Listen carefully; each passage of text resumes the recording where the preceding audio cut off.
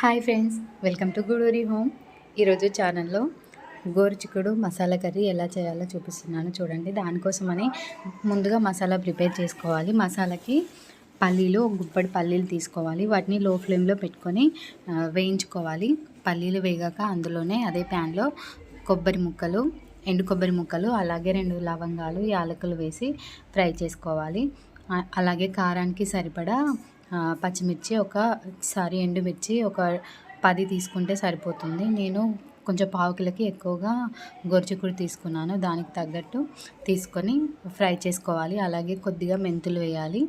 And ఇంకొంచెం spiciness కోసమని మిరియాలు యాడ్ చేసుకోవాలి. మళ్ళీ మనం సపరేట్గా కారం అది ఏం యాడ్ చేయము. అలాగే కొన్ని గసగసాలు, నువ్వులు వేసి చిటపటలాడే వరకు ఫ్రై చేసుకోవాలి. ఇప్పుడు ఇవన్నీ ఫ్రై అయిపోయాక ఒక బౌల్లోకి తీసుకోవాలి. ఇంకా దీన్ని కానిచ్చి మనం మిక్సీలో వేసుకోవాలి. ఫైన్ పౌడర్గా చేసుకోవాలి. చూడండి, ఇలా పౌడర్ చేసుకోవాలి. ఈ మసాలాని మనం గోరుచిక్కుడులో వేసి చేసుకుంటే చాలా టేస్టీగా ఉంటుంది. నార్మల్గా తిన్నదానికంటే ఇలా గ్రేవీ కర్రీస్ అయితే చపాతీలోకి చాలా టేస్టీగా ఉంటాయి. ఇంకా మనం కడాయి పెట్టుకొని అందులో కొంచెం ఆయిల్ వేసుకోవాలి. అలాగే పోపు సామాన్లు అన్నీ ఆవాలు, జీలకర్ర, పప్పు, అలాగే కొద్దిగా ఉల్లిపాయ కట్ చేసి వేసుకున్నాను. ఇంకా వీటిని ఫ్రై చేసుకోవాలి. ఇప్పుడు ఇది ఫ్రై అవుతుంది కదా, దీంట్లోనే కొద్దిగా అల్లం వెల్లుల్లి పేస్ట్ వేసుకోవాలి. ఈ అల్లం వెల్లుల్లి పేస్ట్ కూడా ఫ్రై అయ్యాక కొద్దిగా చిటికెడు పసుపు వేసి మనం ముందుగా కట్ చేసి పెట్టుకున్న గోరుచిక్కుడుని నీట్గా వాష్ చేసి కడాయిలో వేసుకోవాలి. ఇలా వేసుకున్న తర్వాత ఒక 2 మినిట్స్ స్లో ఫ్లేమ్లో కలుపుతూనే ఉండాలి. కింద అడుగంటకుండా నీట్గా మిక్స్ చేయాలి. ఇప్పుడు దీంట్లో కొద్దిగా సాల్ట్ వేసుకోవాలి. సాల్ట్ మన టేస్ట్కి తగ్గట్టు వేసుకుంటే సరిపోతుంది.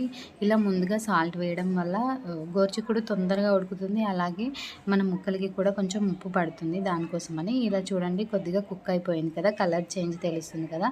ఇలా కుక్ అయినప్పుడు మనం రెడీ చేసి పెట్టుకున్న మసాలా పౌడర్ అంతా వేసేయాలి. వేసేసి నీట్గా అలా ఒకసారి మిక్స్ చేసేసుకోవాలి. చూడండి, ఇప్పుడు ఇది మూత పెట్టి మళ్ళీ ఒక 2 మినిట్స్ సిమ్లోనే చేసేయాలండి ఈ ప్రాసెస్ మొత్తము. అలా అయితేనే గోరుచిక్కుడు ఉడుకుతుంది. కొంచెం గోరుచిక్కుడు ఉడకడానికి టైం పడుతుంది కదా, దానికోసమని.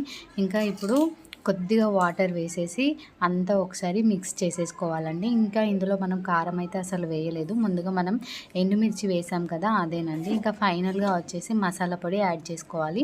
నేను వచ్చేసి ధనియాల పొడి యాడ్ చేసేసాను. ఇంకా మూత పెట్టి ఒక 10 మినిట్స్ అలా సిమ్లో ఉడికిస్తే అంతేనండి, ఎంతో టేస్టీగా ఉండే గోరుచిక్కుడు మసాలా కర్రీ రెడీ అయిపోతుంది. ఇది చపాతీలోకి చాలా బాగుంటుంది. అలాగే రైస్లోకి కూడా చాలా బాగుంటుంది. ఒకసారి ట్రై చేసి చూడండి, నచ్చితే కామెంట్ చేయండి. అండ్ ఫైనల్గా కొత్తిమీరతో గార్నిష్ చేసుకుంటే ఎంతో టేస్టీ అయిన గోరుచిక్కుడు masala curry ready. Thank you అండి. Thank you so much for watching this video. Please like, share, subscribe to this channel Guduri home.